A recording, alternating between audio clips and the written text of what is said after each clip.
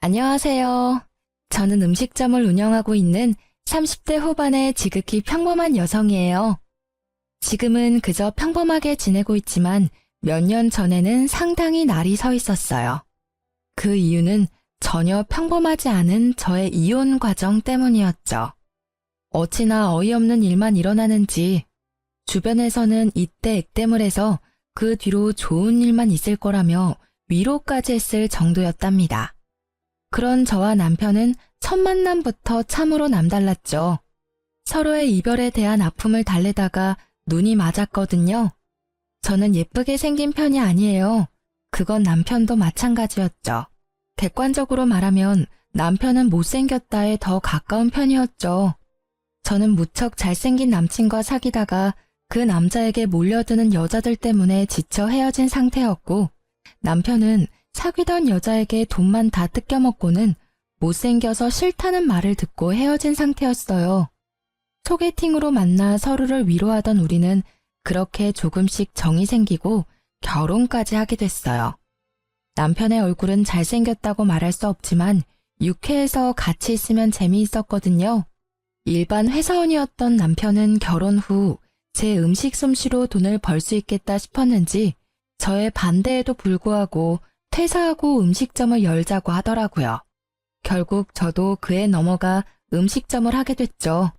그때 시모에게 받은 스트레스는 어마어마했어요. 남편이 잘 다니던 회사 때려치게 만들었다며 볼 때마다 절 욕하셨어요.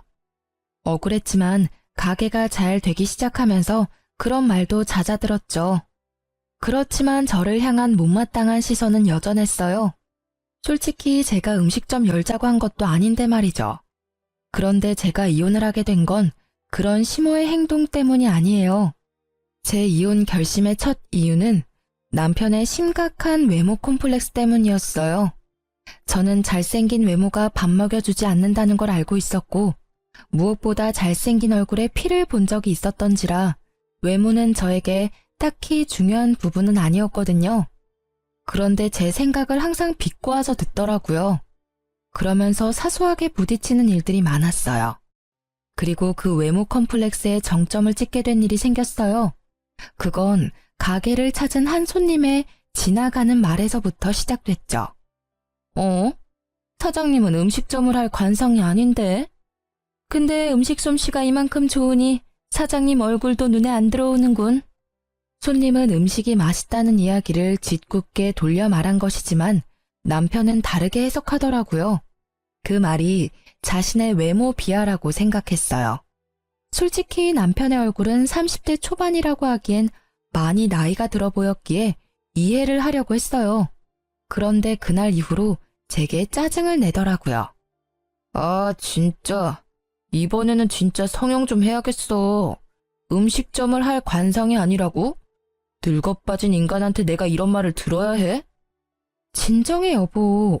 그냥 듣고 흘려 넘기라고. 장사하면서 그런 것까지 다 신경 쓰면 당사만 더 힘들어. 당신도 내가 바보라고 생각해? 어떻게 그런 말을 듣고 가만히 있을 수가 있어? 당장 나와서 한마디라도 거들었어야지. 손님이야. 밖에서 모르는 사람이 그랬으면 나도 화냈겠지. 그런데 손님이잖아. 자기가 이해하고 넘어가, 응? 아, 몰라. 진짜 짜증난다고. 나 진짜 성형수술 좀 해야겠어. 그렇게 말하는 남편의 눈이 제게 향했어요. 당시에 가게가 힘들어 돈은 제가 관리 중이었거든요. 알았어. 자기는 성형수술이 하고 싶은 거지? 자기가 얼마나 스트레스 받는 건지 알고 있으니까 돈이 좀 모이면 수술해. 그러고 마음이 편하다면 못할 것도 없지. 그렇게 말해주고 며칠이 지났을까? 짜증과 화가 많았던 남편의 모습이 변했어요. 뭐랄까, 그냥 거동이 수상하다고 해야 하나? 계속 제 주변을 맴도는 기분이 들더라고요. 와이프인데다 같이 일까지 하고 있으니 그저 기분 탓이라고 생각하고 넘겼는데 저는 괜히 그게 신경이 쓰이더라고요. 그런데 며칠 뒤 제 공책이 사라졌다는 걸 알게 됐죠. 저는 머릿속이 새하얗게 변할 정도였어요. 그 공책은 가게 메뉴 레시피를 적어둔 공책이었어요. 저는 그 공책이 없어진 게 남편과 관련이 있다고 생각했어요. 자기야, 잠깐 나 좀 봐. 할 얘기가 있는데. 그렇게 말한 그때 가게 문이 콱 열리더니 한 남자가 잔뜩 성이 난 얼굴로 성큼성큼 다가오면서 남편 얼굴에 뭔가를 집어 던지더라고요. 저는 놀라서 소리를 지르려다가 그 사람이 던진 게 제 공책이라는 걸 알고는 깜짝 놀랐어요. 잘 만났다, 이 사기꾼. 내 돈 내놔, 내 돈 내놓으라고. 이딴 가치도 없는 공책을 뭐? 비밀 레시피? 지랄을 하네. 어디서 사람을 등쳐먹으려고. 빨리 내가 준 돈 가져와. 여기서 이러지 말고 밖에서 이야기합시다. 남편은 헐레벌떡 일어나 그 남자를 데리고 밖으로 나가려고 용을 썼어요. 잠시만요. 그 공책이 비밀 레시피라고요? 그걸 이 남자가 당신한테 팔았어요? 아, 그렇다니까.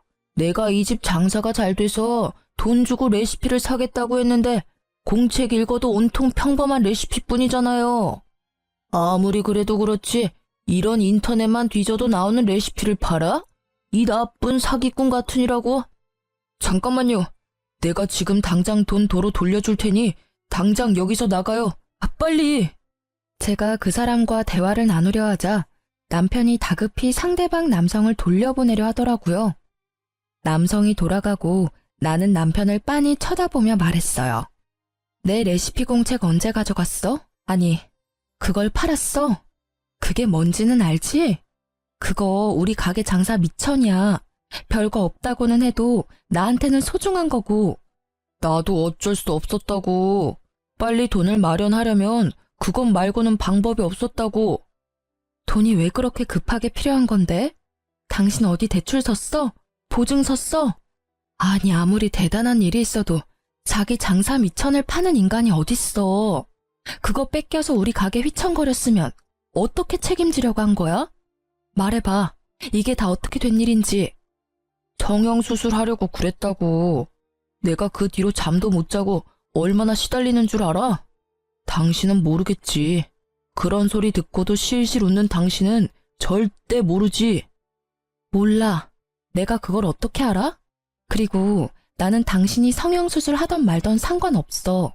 내가 결혼한 사람은 다른 누구도 아니라 당신이야. 그 얼굴이라도 좋아서 결혼한 게 나라고. 네가 얼굴 바꾼다면 나도 이해해. 그리고 존중하지. 그런데 왜 그걸 남의 레시피 공책 팔아서 마련하려고 하냐고. 당신이 벌어서 수술하면 되잖아. 적어도 가게 날리는 선택은 하면 안 되지. 장사할 때 레시피가 얼마나 중요한지 몰라서 그래? 당신한테는 그 장사 미천이 제일 중요하겠지. 나는 안 그래. 나한테는 내 인생 자체가 걸린 문제라고. 우리 가게에서 웃는 손님들이 내 외모 보고 웃는 거 내가 모를 줄 알아? 다들 그렇게 실실거리면서 나 쳐다보고 진짜 죽겠다고. 당신이 나를 이해 못하는 거야. 왜 매번 이런 식으로 나를 물먹이는데? 누가 물을 먹였다고 그래. 물 먹을 뻔한 건 나거든? 다 이해한다고. 당신 성형하고 싶으면 해. 내가 바짓가랑이라도 잡고 말렸어? 아님, 내가 제발 그러지 말라고 빌기라도 했어. 하라고, 네 돈으로. 남의 물건 팔아서 성형하면 기분 좋겠어? 제 말에 할 말이 있을 턱이 없었던 남편은 입을 꾹 다물고 폰을 만지작거리더라고요. 가만 보니 아까 돌아간 남자에게 받았던 돈을 돌려주려고 계좌이체를 하는 모양이었어요. 그리고 그 일이 있은 후부터 남편은 저를 냉혈한 사람으로 몰기 시작하더라고요. 나한테 중요한 일이면 당신한테도 중요한 일이라고 생각했어. 내가 잘못 생각한 거지. 다 자기 살고 싶은 대로 사는 거지. 나만 답답하지. 어휴, 당신은 나보다 그 레시피가 더 중요하지? 그럼 왜 나랑 결혼했어? 그냥 레시피랑 결혼하지. 그걸 말이라고 해? 그 공책에는 내 비법과 시행착오들이 고스란히 들어가 있거든? 제발 애 같은 짓 좀 그만해. 내가 너랑 결혼을 했는데 도대체 누구한테 잘 보이려고 성형을 하려는 거야? 나한테만 잘 보이면 되는 거 아니야? 사실 레시피에는 비법 같은 건 적혀 있지 않았어요. 제 비법은 저의 휴대폰 안에 저장되어 있었죠. 하지만 남편의 행동을 보고서는 그 사실을 절대 알려주지 않아야 되겠다고 생각했어요. 혹시라도 나중에는 제 폰을 갖다 팔아버릴지도 모르니까요. 어쨌든 제 말에 남편은 아무 말도 못했어요. 입이 10개라도 할 말이 없는 게 정상이죠. 그 모습이 마음에 걸려서 저는 한마디 해줬어요. 가게 잘 돼서 돈이 좀 모이면 수술비 지원해 줄게. 그때까지만 참아. 알겠지? 결국 이 말을 듣고서야 남편의 얼굴이 좀 펴지더라고요. 제가 말은 그렇게 했지만 참 어이가 없었어요. 지금 우리 처지에 장사가 잘 되는 것보다 더 중요한 게 어디 있나요?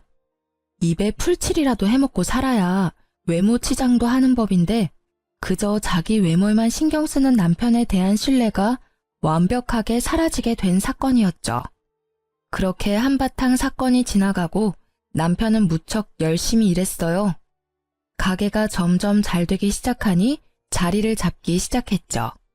단골들도 생기고 무엇보다 남편은 성형을 위한 자금을 차곡차곡 모아가고 있었죠. 그런데 언제부터인가 친구와의 약속을 이유로 늦게 들어오는 일이 생기게 됐어요. 요리를 직접 하는 사람은 저였으니 남편이 없을 때는 알바생이 일을 많이 도와줬어요. 그 사람 하나 없다고 가게가 안 되는 건 아니지만 그게 여러 번 쌓이는 걸 보니 뭔가 있나 싶기는 했어요. 이때는 솔직한 말로 남편에게 여자가 생길 거라는 생각을 단 한 번도 해본 적이 없었던지라 별 생각 없었어요. 남편이 못생겨서 그런 생각을 한 것은 아니에요. 다만 그 사람은 예전에 외모를 이유로 차인 이후로 여자에게 먼저 다가가는 것을 그리 좋아하지 않거든요. 그래서 별 신경 쓰지 않았죠. 그보다 더 신경 쓰이는 일이 매장에 생겼거든요. 어떤 한 여자가 거의 매일같이 가게를 찾는 거예요. 그것도 딱 남편이 없을 때만 골라서요. 저는 이상한 기분이 들었어요. 그 이유는 그 여자의 행동 때문이었어요. 사람 기분 나쁘도록 저를 쳐다보는 일이 많았고 이상하게 우리 가게에 관심이 많은 듯 여기저기 조심성 없이 훑고 다니더라고요. 저는 혹시 남편이 가게를 팔려고 내놨나 싶은 생각까지 했죠. 그 당시에 남편의 신뢰는 거의 바닥이었거든요. 레시피를 팔려고 한 적이 있는데 가게인들 못 팔겠어요? 그래서 그걸 의심했는데 그건 아닌 것 같더라고요.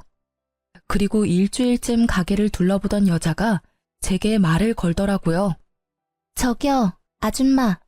잠시 할 이야기가 있는데요. 이때쯤엔 아줌마 소리에도 익숙해진 터라 별 생각 없이 네 손님 하고는 그 앞에 앉았죠. 점심시간도 훌쩍 지났고 저녁 시간으로는 아직 이른 시간이라 손님이 없었기에 이야기를 들어주기로 했어요. 딱 보니 저와는 정반대의 삶을 사는 사람 같더라고요. 화려하게 풀어헤친 샛노란 머리카락에 손가락, 발가락에 칠해진 매니큐어와 페디큐어는 짙고 선명한 색상에 뾰족하고 길었죠. 게다가 코가 아릴 만큼 강한 향수 냄새까지. 행색을 보면 절대로 음식점에서 일할 사람은 아니었어요. 이런 곳에서 할 말은 아니지만 아줌마 남편 있죠? 제가 아줌마 남편 여자친구예요. 네? 제가 그 사람 와이프인데요. 알아요, 저도. 근데 당신이 그 남자 만나기 전에 제가 먼저 그 남자랑 사귀었거든요. 뭐, 얜 여자였죠. 지금은 아직 현재 진행 중이지만. 그러니까 당신이 상간녀라는 이야기인가요? 그런 단어 말고 좀 더 다르게 표현해 줄래요? 이래서 배운 거 없는 사람은. 배운 게 왜 없어요? 아니, 그쪽이야말로 배운 게 없잖아요. 어딜 바람 피운 여자가 여기까지 와서 본처한테 사귀니 많이 배웠니 못 배웠니 하는 거야? 그래서 지금 우리 남편이랑 사귀는 거 자랑하러 여기 왔어? 맞아요. 자랑하러 온 거. 그리고 기니 할 말도 있고요. 그 사람이랑 저 오래 사귀었어요. 그리고 헤어질 생각도 없고요. 그러니까 아줌마가 그 남자한테 이혼 이야기 꺼내줘요. 내가 왜 그래야 되는데요? 헤어지고 싶으면 지가 직접 이야기해야지. 그리고 헤어질 때 남편한테 못생겨서 헤어진다고 했다던데 이제 와서 찾는 이유가 뭐예요? 지금도 못생긴 건 마찬가지인데.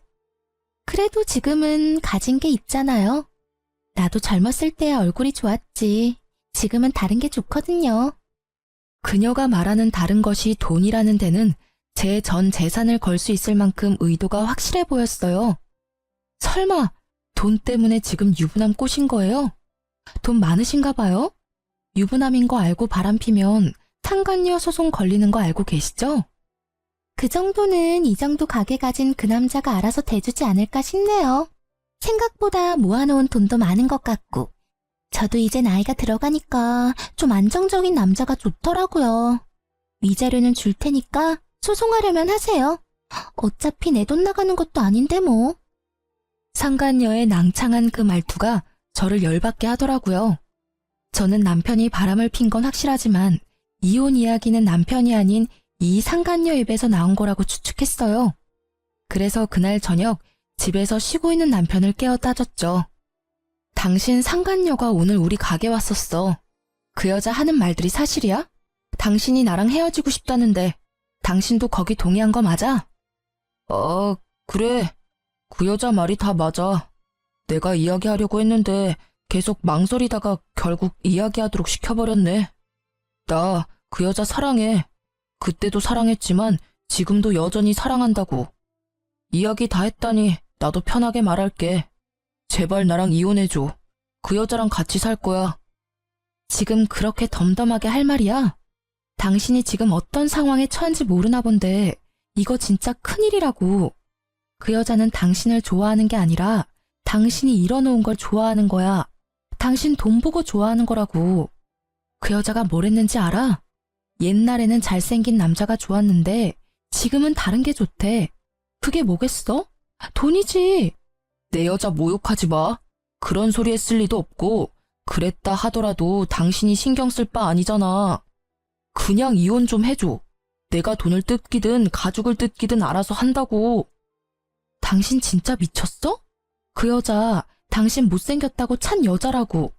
그런 여자가 이제 와서 당신한테 사랑을 느꼈다고? 아무리 봐도 말도 안 되는 이야기잖아. 그런 일은 일어날 리가 없다고. 분명히 다른 목적으로. 그래, 그럴 일 없겠지. 그치만 나도 나이가 들면서 중후한 멋이 생겼다잖아. 당신은 어차피 돈에 정신 팔려서 그런 것도 모르겠지만 사실 당신하고 만났을 때도 그 여자랑 헤어지고 싶지 않았어.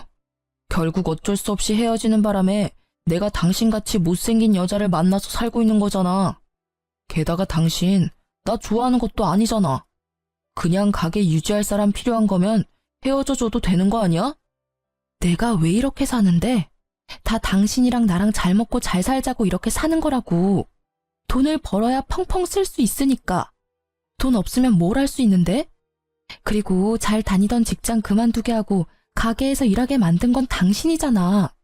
요리하는 사람이 나 하나인데 어떻게 하나부터 열까지 다 꾸미고 다녀?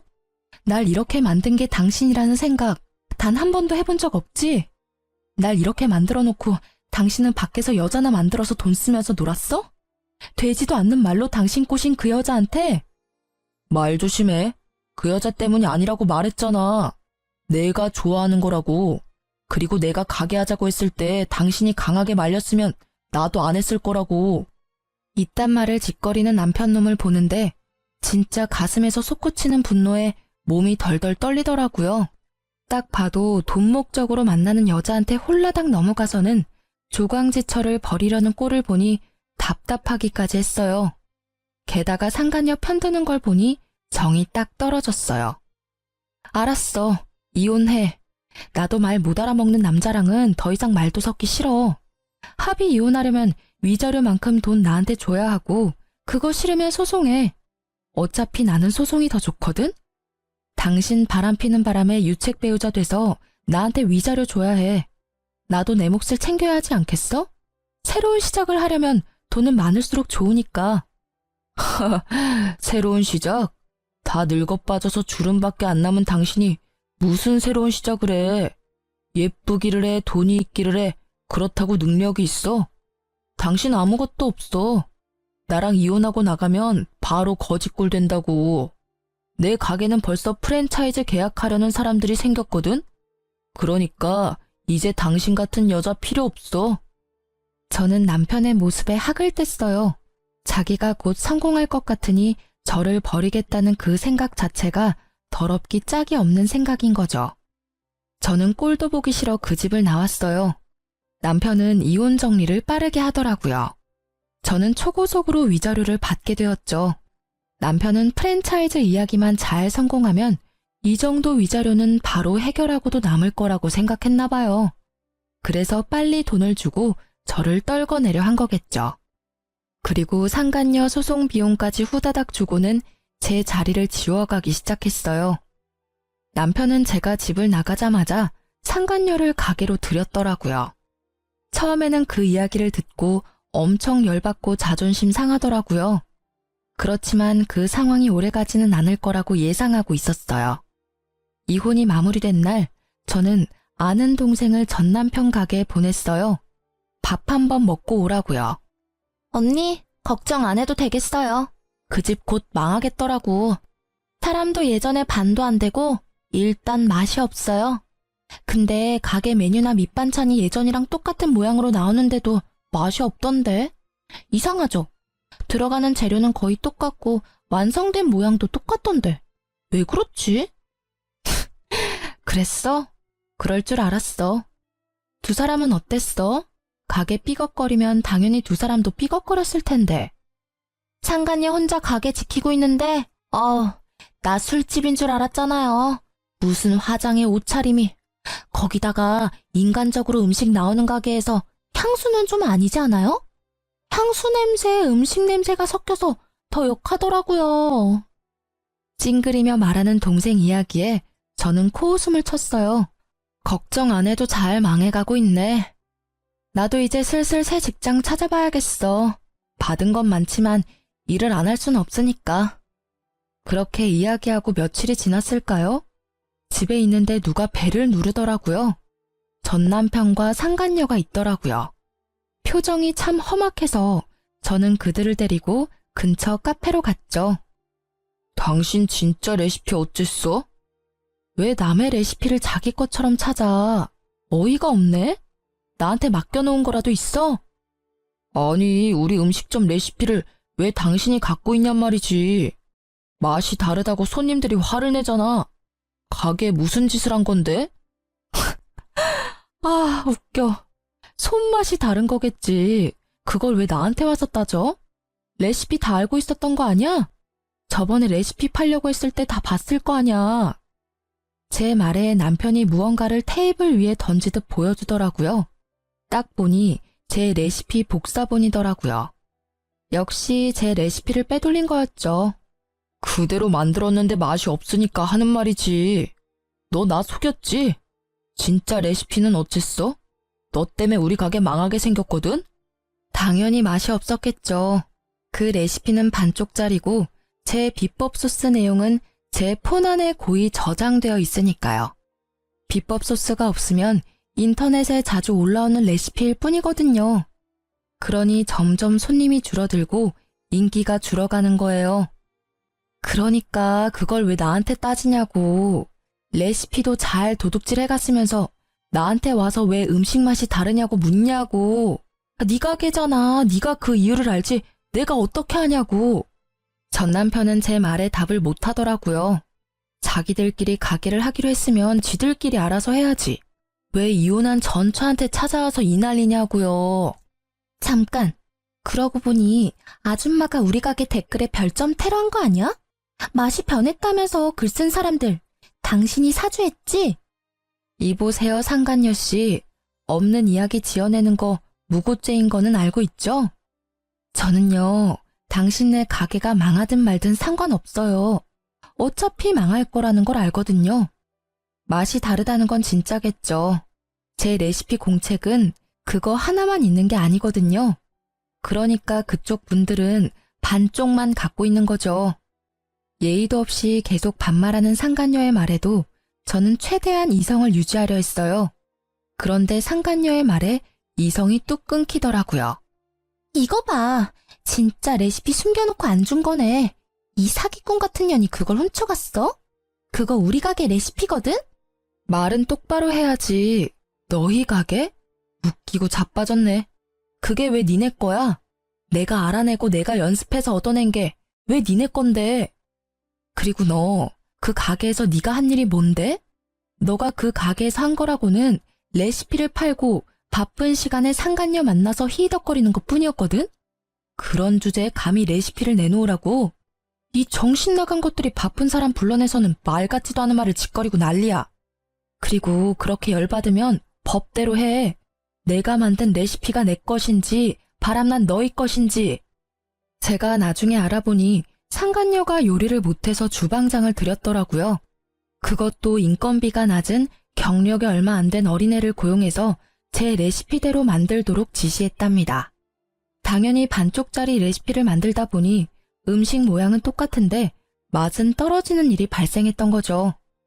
나한테 와서 따지지 말고 사랑하는 두 분이서 알콩달콩 맛있는 음식 개발에 집중하는 게 어때? 아, 사랑 노름에 빠져서 가게는 눈에 들어오지도 않지? 근데 분명히 나랑 이혼하면서 프랜차이즈 문의 왔다고 하지 않았어? 잘 되고 있는 거야? 뭐 여기까지 와서 나한테 이렇게 따지는 거 보면 말 안 해도 뻔하지. 저의 한껏 비꼬는 말에 전 남편은 답도 못하고 노려보기만 하더라고요. 그러게 마음을 좀 곱게 썼어야지. 너 마음 가는 대로 행동한 일이니까 네가 다 감수하는 것도 당연한 거야. 다 예상하고 이혼하자고 한 거 아니야? 웃기지도 않아 정말. 다음부터 이런 이야기 할 거면 불러내지 마. 저는 냉정하게 말했어요. 두 사람이 제게 온 이유는 알겠더라고요.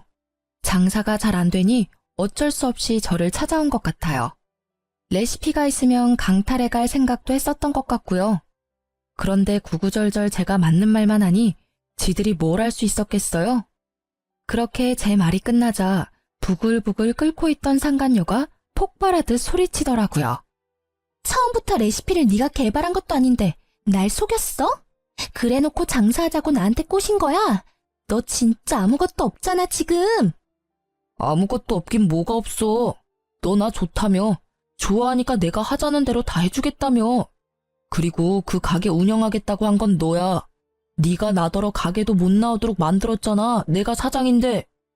네가 얼굴 보이면 손님들이 가게 오겠어?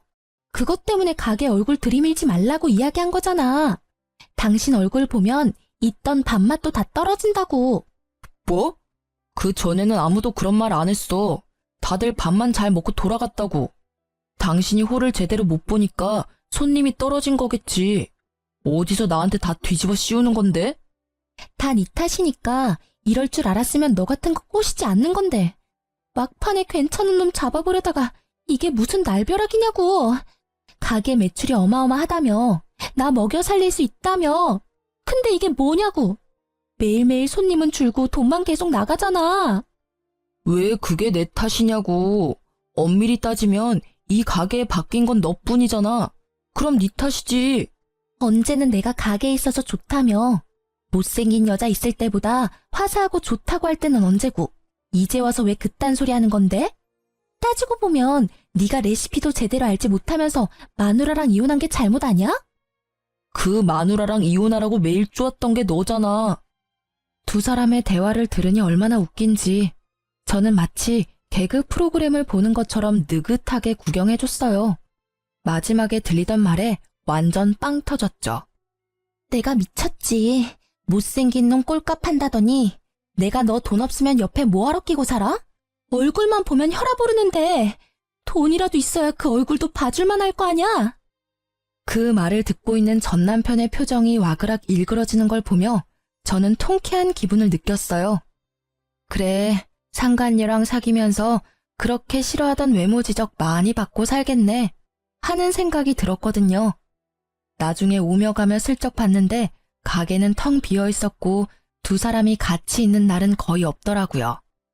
거기에는 전 남편 혼자만이 자리를 덩그러니 지키고 있더라고요. 저는 그걸 보며 이혼 소송이 빨리 마무리돼서 천만 다행이라고 생각했어요. 가게가 저런 꼴이었으면 돈도 안 줬을 테죠. 그나마 가게가 잘 될 거라고 예상하고 그 이득을 나누지 않으려고 빨리 위자료 준 게 저에게는 도리어 이득이었죠. 저는 이제 새 삶을 찾아야 했어요. 예전에 일했던 회사로 돌아가기에는 제가 너무 멀리 와버렸고 제 레시피가 아깝기도 했거든요. 그래서 음식점을 하나 차릴까 생각하고 있었어요. 이미 이혼은 했고 저라는 사람부터 건져야겠다는 생각을 했거든요. 주변 친구들에게 주방장 구하는 곳 있냐고 물어보고 얼마 지나지 않아 한 남자가 저에게 연락을 해왔어요. 여기서 좀 떨어진 곳에 있는 가게인데 주방장으로 일해볼 생각 없냐고 말이죠. 그쪽은 번화가는 아니었지만 가게가 들어가기에 나쁜 조건은 아니었어요. 직접 만나서 이야기하자고 해서 만났는데 깜짝 놀랐어요. 인상 좋은 미남이 한 분 계시더라고요. 조심스레 이것저것 물어보다 보니 돌싱이라는 것도 알게 됐죠. 서로 돌싱인 걸 알고 나니 좀 더 편해진 건 사실이었어요. 그래서 그곳에서 일하기로 했어요. 그곳에서도 이전 가게 레시피대로 열심히 일을 했고 점점 손님들이 많아지더라고요. 그렇게 1년쯤 지나고 가게는 줄 서서 먹는 식당 정도는 아니라도 점심, 저녁, 식사 때마다 붐비는 가게 정도는 되더라고요. 그리고 여느 때와 같이 일을 하는데 한 사람이 가게로 들어오더라고요. 저는 주방에 있어서 신경을 못 썼는데 사장님이 오더니 저한테 잠깐 나와보라고 하더라고요. 표정이 좋지 않았어요. 무슨 일인가 싶었던 전 남편이 와서 기다리고 있더라고요. 이 가게에는 브레이크 타임이 있었는데 딱 그때를 맞춰서 찾아왔더라고요. 1년 만에 사람이 어찌나 늙었는지 얼굴에 주름이 쫙 껴서는. 저는 그 앞에 앉았죠. 1년이 넘게 지났는데도 말은 그리 좋게 나오지 않더라고요. 무슨 일이야? 나 찾을 일 이제 없을 텐데. 당신 아직도 아줌마 소리 들으면서 일하고 있지? 이런 작은 가게에서 일하면 얼마나 벌겠어? 푼돈 정도 되겠지. 남이사 푼돈을 벌든 떼돈을 벌든 무슨 상관이야? 여기까지 찾아온 이유가 나 화나게 만들려고 그런 거야? 용건 없어? 용건 없으면 나가줄래? 나 지금 저녁 준비해야 해서 바쁘거든? 이렇게 지내지 말고 돌아와. 내 가게 아직 그대로 있어. 그 자리에 똑같이. 당신이 오면 주방장 자리 줄게. 웃기고 있네. 지금 일 잘 다니고 있는 사람한테 뭔 소리야? 거기 이제 소문나서 손님도 별로 없다는데. 이렇게 예쁘지도 않고 돈도 없고 능력도 없는 여자 데려다가 뭐에 쓰려고? 당신한테는 예쁘고 돈도 많고 능력도 좋은 당신 좋다는 상간녀가 있잖아. 설마 나더러 두 사람 알콩달콩 사는데 끼라는 말은 아니지? 그런 꼴 보기 싫으니까 여기 와서 이런 짓 하지 말고 제발 그냥 무시하고 가줘라, 응? 미안해. 진짜로 내가 다 잘못한 것 같아. 당신만큼 나 이해해주고 보듬어준 사람도 없는데 내가 왜 그랬나 싶어. 진짜로 시간을 되돌리고 싶다고. 당신이 말한 그대로였어. 그 여자 심지어 나를 좋아한 것도 아니었다고. 통장에 있던 돈에다가 대출까지 내 이름으로 쓰고는 도망갔어. 그 돈 내가 성형수술 하려고 모아놓은 돈인데 그걸 홀라당 다 가져갔다고. 게다가 프랜차이즈 내는 것도 음식 맛이 이렇게 다르면 자기들도 좀 생각해봐야 할 것 같다고. 그런 식으로 여기저기 있던 일들도 완전 무산돼서 가게도 곧 망할 것 같아. 아니, 망한 것 같아. 구구절절 말하는 걸 들어보니 참으로 딱하더라고요. 제가 한 말이 그대로 들어맞았으니까요. 그때 내가 말했지? 그 여자 그럴 의도로 당신한테 접근했다고. 내가 그때 말할 때는 믿지도 않더니 이제 당하고 보니 내 생각이 났어? 근데 어떡하지? 내 눈에는 당신이나 그 여자나 똑같아 보이거든. 돈 좀 벌고 여자한테 눈 멀어서 바람난 당신이나 돈 노리고 당신한테 다가와서 다 들고 튄 그 여자나 다를 게 뭐가 있어? 나는 그 여자를 사랑했다고. 그런 내 마음을 배신한 거야. 내 어디가 그 여자랑 똑같다는 거냐고. 당신은 나를 배신했잖아. 왜?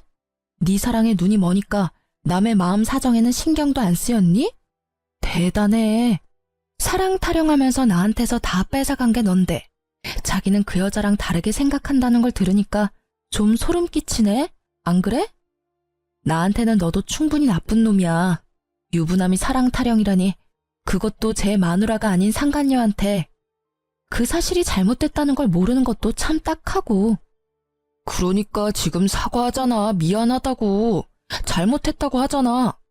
당신이 화내는 건 알겠는데 내 사정도 이해해줘. 응? 당신도 솔직히 여기서 아줌마 취급 당하면서 힘들게 사는 거 싫잖아. 내가 당신 사모님 소리 듣게 해줄게. 응? 미안한데 저는 남편의 말을 끊으려고 했지만 제 어깨에 손을 얹는 부드러운 손길에 입을 닫고 제게 다가온 남자를 쳐다봤어요. 이 가게의 사장이었어요. 여보, 저녁 준비는 내가 해놓을 테니까 대화 잘 끝내고 와요. 오해가 상당히 많이 쌓인 것 같으니까 깨끗하게 잘 풀어서 다시는 찾아오지 않도록 하는 게 좋을 것 같아. 그리고 제 현재 남편이기도 했죠. 제가 이 남자와 결혼한 건 6개월쯤 됐을 때였어요. 저는 이 잘생긴 남자의 고백을 곧이곧대로 받아들일 수 없었지만 이 남자는 끝까지 저를 설득시키더라고요. 자신은 그런 사람과 다르다고 한 가지 분명하게 약속할 수 있는 건 절대로 바람은 피지 않고 다른 여자 쳐다도 보지 않겠다는 말을 하며 저를 설득했죠. 저는 한결같은 마음에 반해 사귀기로 했고 함께하는 시간이 많아질수록 서로에 대한 이해가 깊어지며 좋은 사이로 발전하게 됐죠. 누가 봐도 잘생기고 환칠한 남자가 제게 여보라고 부르니 전 남편의 얼굴이 엄청나게 놀라는 걸 확인할 수 있었어요. 여보? 당신 결혼했어? 나랑 헤어진 지 얼마나 됐다고 결혼을 해? 무슨 헛소리인지 모르겠네. 나는 엄연히 법적으로 이혼을 한 여자라고. 너하고의 사이에서 온갖 정이 다 떨어져서 이혼한 사람. 내가 왜 너 생각해서 재혼을 못해? 넌 나랑 이혼하자마자 상간녀랑 혼인신고 해놓고서는. 그래, 그러고 보니 너 유부남이었구나. 너 이런 식으로 나 꼬시면 안 되는 거야. 어차피 넘어갈 일도 없었겠지만. 그래도 이건 너무하잖아. 벌써 결혼이라니. 그리고 한 가지 네가 착각하는 게 있어서 내가 말해주는 건데 나 여기 사장님 와이프야. 넌 나랑 일할 때 매번 나한테 아줌마라고 불렀지? 그때 솔직히 정말 기분 더러웠거든? 너는 사장님이라고 불리는데 나는 아줌마라고 불렸잖아. 근데 여기 오니까 정말 달라. 이 사람은 일할 때 나를 여보나 사모님으로 불러. 못생긴 내가 싫어서 여보라고 부르지도 않은 네가 감히 여기 와서 그런 말 하면 안 되지. 아줌마 취급 당하면서 사냐고? 너랑 있을 때야말로 아줌마 취급 당했거든, 너한테서? 나는 그럴 의도로 당신한테 그런 말 한 거 아니라고. 그냥 주변 손님들이 다들 그렇게 이야기하니까 나도 모르게 아줌마라고 한 거지. 그걸 왜 다 내 탓으로 돌리는데? 네 탓이니까 네 탓이라고 하는 거지.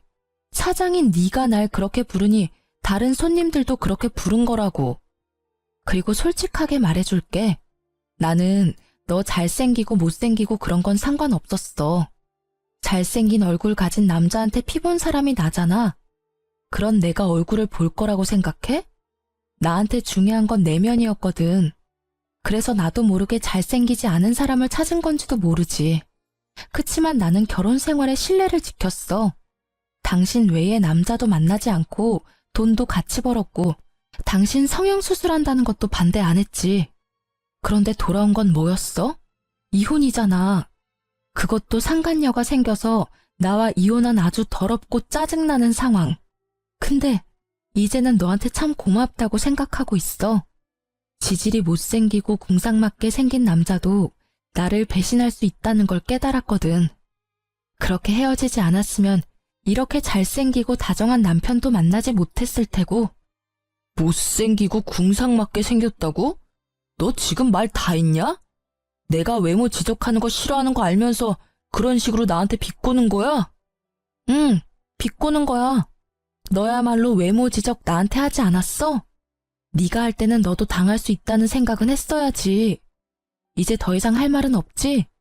나 너희 가게 갈 일 없고 너도 나한테 이제 관심 가지면 안 되고. 나 유부녀니까. 그럼 잘 가. 앞으로 2번 다시 만나지 않길 바랄게. 사랑 찾아갔으면 사랑으로 먹고 살아. 돈 벌려고 나 찾아오지 말고. 저는 냉정하게 말하고 전 남편에게 축객령을 내렸어요. 나가라고 둘러 말했는데도 전 남편은 나가지 않고 횡설수설하며 제게 말을 걸어오더라고요. 그때 재혼한 제 남편이 나타나 전 남편의 어깨를 잡고 밖으로 밀어냈어요. 손님, 이야기가 다 끝난 것 같으니까 돌아가 주세요. 그리고 이렇게 귀한 여자랑 헤어져줘서 고마워요.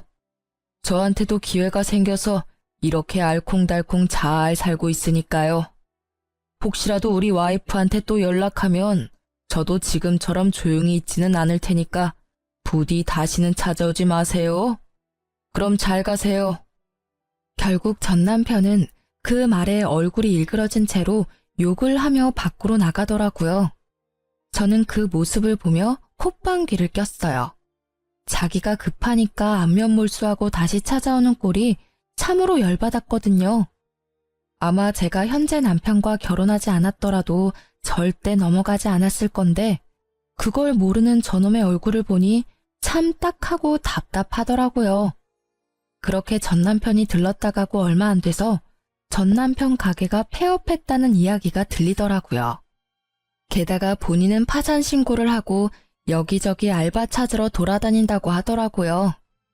이제 두 번 다시 만날 일 없다고 생각하니 마음이 후련해지더라고요. 그 이후로는 전 남편을 만난 적이 없어요. 어딘가에서 잘 살고 있겠죠, 뭐. 솔직히 이혼을 경험하면서 정말 기분이 더러웠어요. 남편의 외도가 원인이라는 건 정말 저에게는 자존심에 상처를 입히는 일이었거든요. 이 이혼으로 한 가지 깨달은 것이 있어요.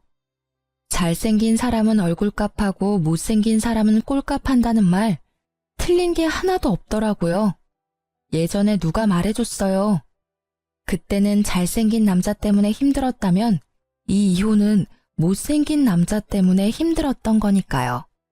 제가 당해보니 세상에 믿을 사람 하나 없고 외모의 미추보다 중요한 게 콤플렉스 없는 건강한 마음이라는 걸 깨닫게 됐죠. 지금 결혼한 남편은 얼굴도 잘생긴 편에 속하고 마음씨도 다정하고 사람이 참 건강해요. 그 덕분에 저도 마음의 상처를 치유할 수 있었던 것 같아요. 이 글을 읽으시는 분들 중에 저처럼 어느 하나에 꽂혀서 잘못된 선택을 하는 사람들이 있을지도 몰라요. 그런 분들께 꼭 말씀드리고 싶네요. 너무 거기에 휘둘려서 선택의 폭을 좁히면 저처럼 된통 당할 일도 생기게 되니 나쁜 일을 당하더라도 그걸 기준점으로는 삼지 마세요. 모든 마음을 열어두고 봐야 정말로 좋은 선택을 할 수 있게 되는 것 같아요. 긴 글 읽어주셔서 무척 감사합니다. 저는 잘 살고 있으니 이 글 읽으시는 분들도 행복하고 즐거운 하루하루 보내세요.